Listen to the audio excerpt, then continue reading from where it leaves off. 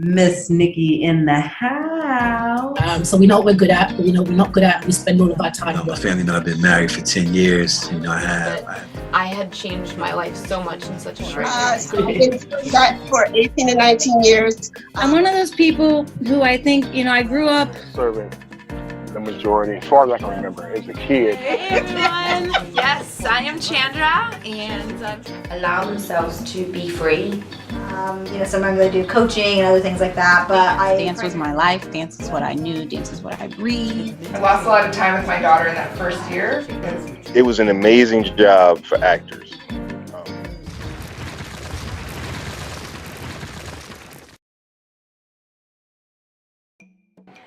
Hi, and welcome back to the Commit to Change series, the Buti Series actually, where we are coming to you from Tuscany, or Arezzo, Italy,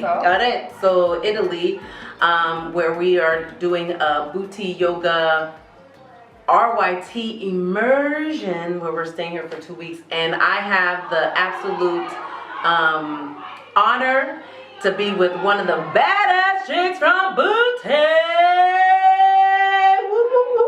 Miss Crystal Palermo.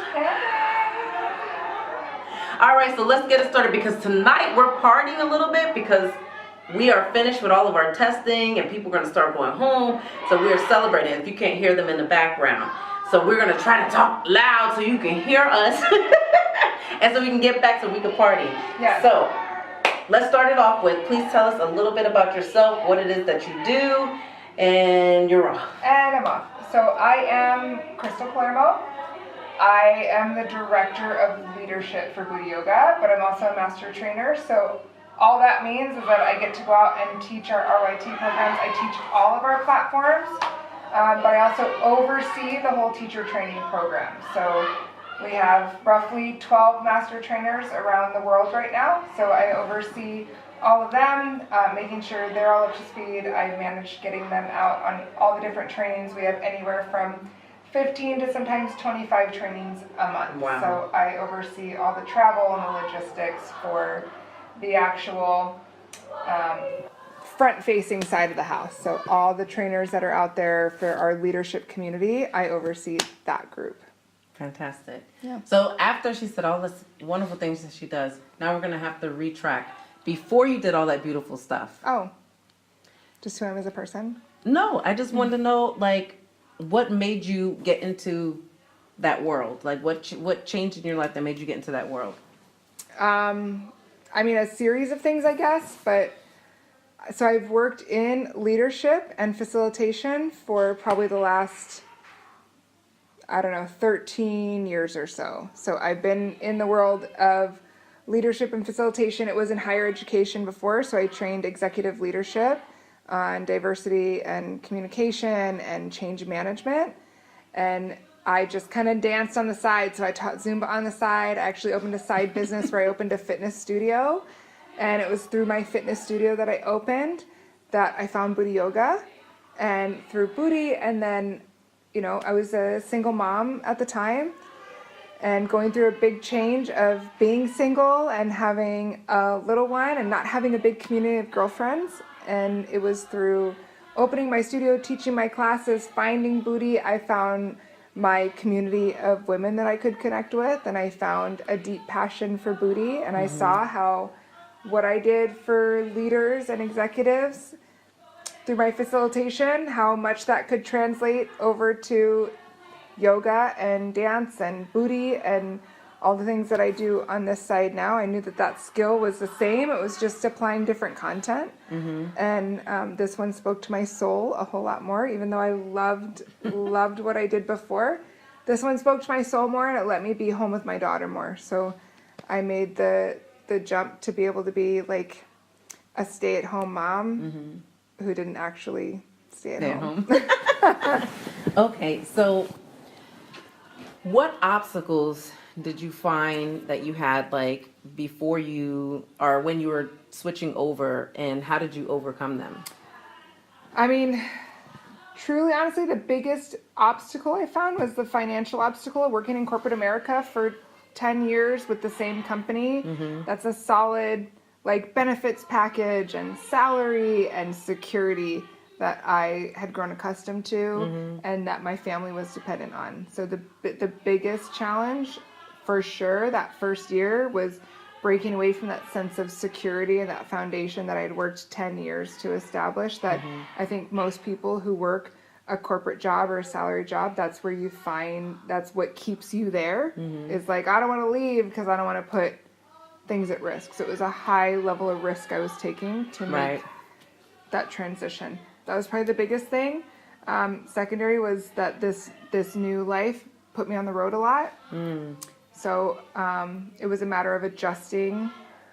I lost a lot of time with my daughter in that first year because we used to have kind of a mixed schedule. So as I started to figure out, so okay, I travel all the time on the weekends, then it started to be, she was with her dad on the weekends and with me during the week. So we, between her dad and I, and like communicating a lot through our co-parenting, that was another big transition, was making sure that when I'm home, I have her. And when I'm not, she's well taken care of with her dad, and that's his time with her, and it worked out for both of us. But that first year was a big financial adjustment and a big scheduling adjustment to find my footing again. Now, during that time, who would you say was your biggest supporter? I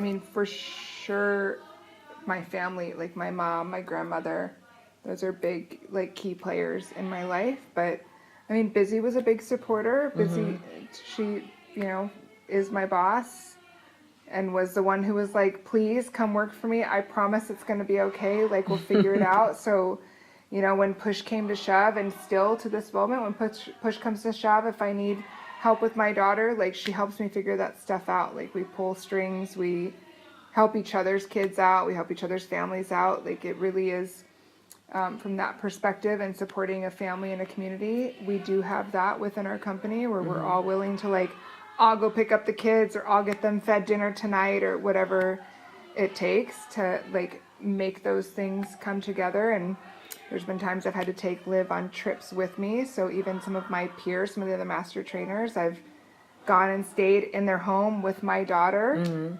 and their husbands babysit or their moms babysit while we go off to work. So, I mean, it's really the whole community within Buti, within, like, my peers, my master trainers, with Busy, and like my mom and my grandmother have been the biggest emotional supporters, and then physical. I mean, even my daughter's dad has been a huge supporter in what I'm trying to pursue, and being flexible with my schedule. And if I need to leave on a Thursday, and so, you know, switching days and trading time so that she's well taken care of, but that I also don't miss all my time with her. So he's always willing to be flexible and work with me and figure that out. Well, that's fantastic. I'm blessed. For sure. So I have to say that, like, since Crystal has been here with the women, I feel like she's made such an impact on all of our lives. And so I have to ask you, because obviously I'm not with you everywhere you are, I want to know, like, how do you feel like you're adding value to your community?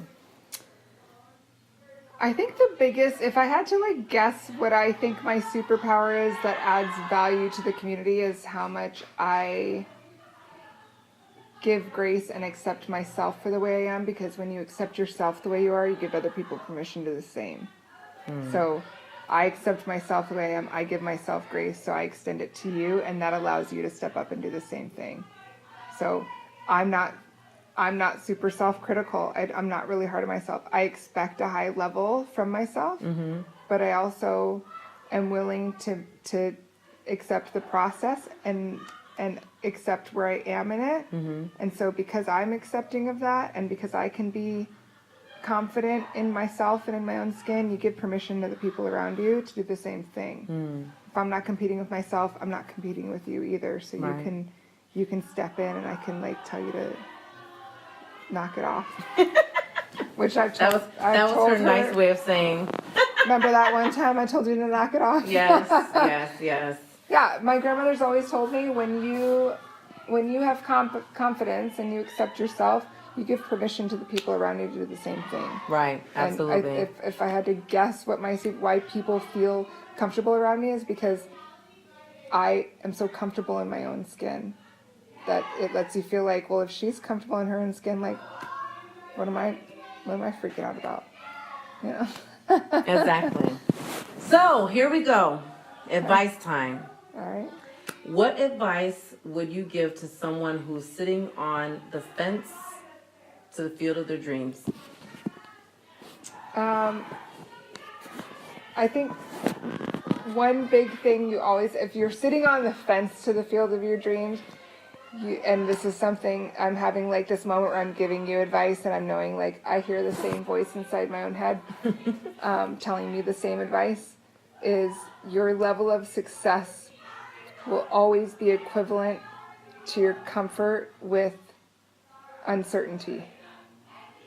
So as comfortable as you are with uncertainty, your level of success will rise, because success comes with uncertainty. Right.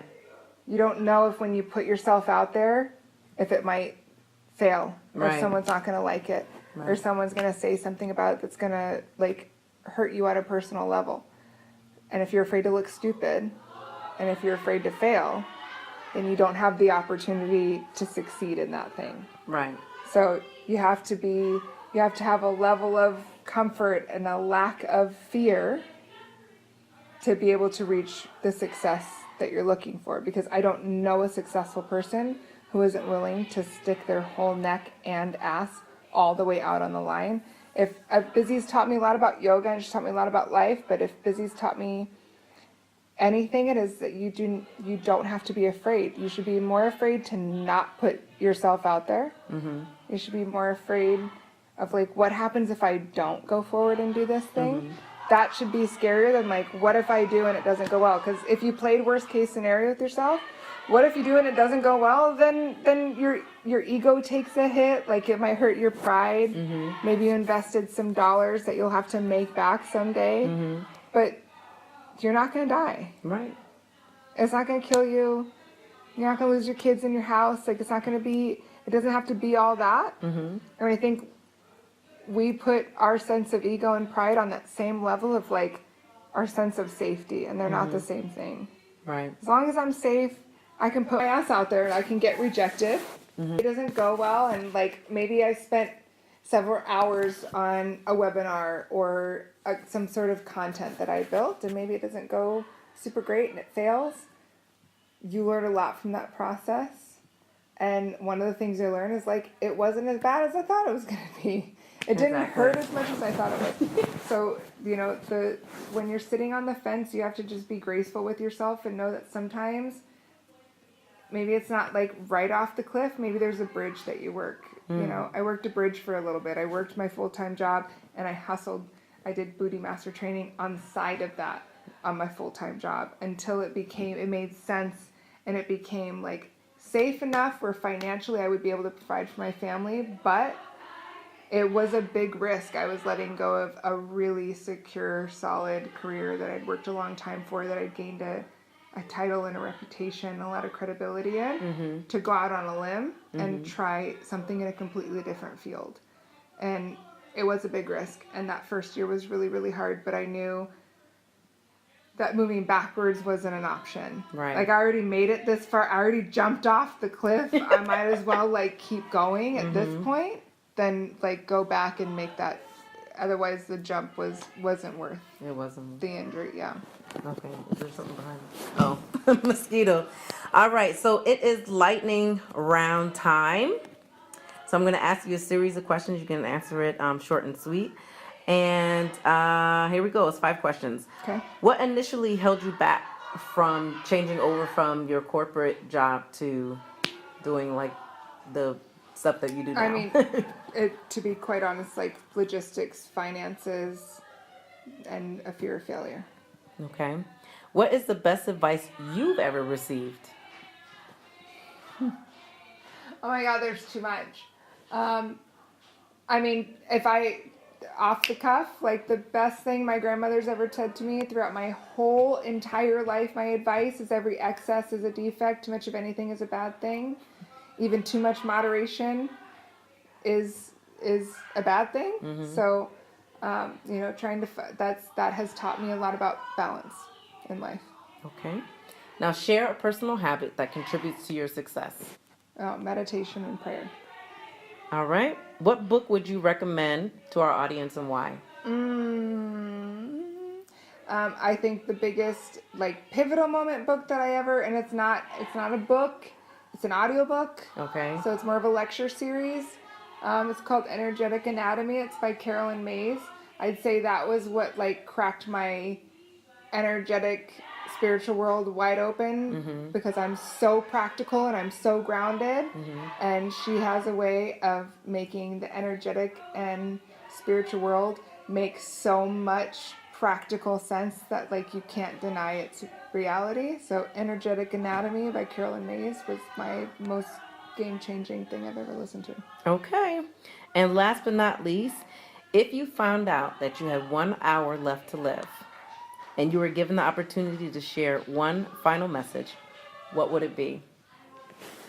It would be to tell people to not be afraid, that you're enough just as you are, and you have absolutely nothing to lose but a little bit of pride, a little bit of ego, which at the end of the day, you don't take with you. That's awesome and well said.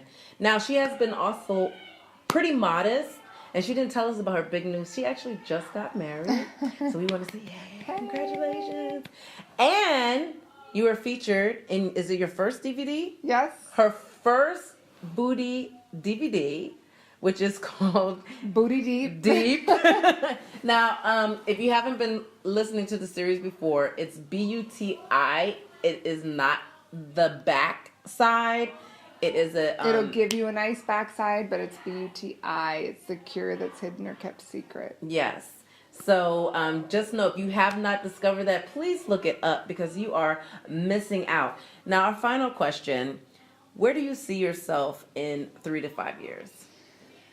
So my 5-year game plan is to be a naturopathic doctor or something to the experiential equivalent. So I want to be part of the health and healing world, but outside of the mainstream of the pharmaceutical industry or the Western medicine industry, and more along the lines of energetics, nutrition, exercise, and overall behavioral health and well-being.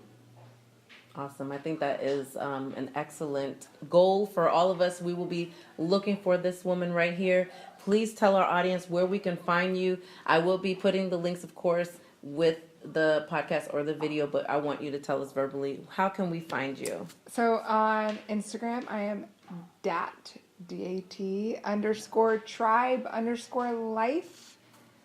because I believe that we really need to be about that life, about that tribe life.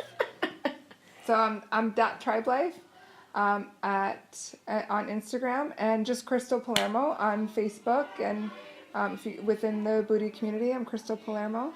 So that's it. If you haven't heard of her, now you have. So you better go out there and you get your Buti subscription and watch her videos, because she can move. But don't just watch them, do them. Yeah, do them, because she can definitely move. So I have to say again, honor. I'm super excited. She was one of my, how do you say, I don't want to say idols, because that's not good to say idols. Can we say inspiration? My inspirations on Buti, because I'm always watching her videos and I'm stealing her moves for my classes. So Steal away. They're not mine. I found them somewhere else.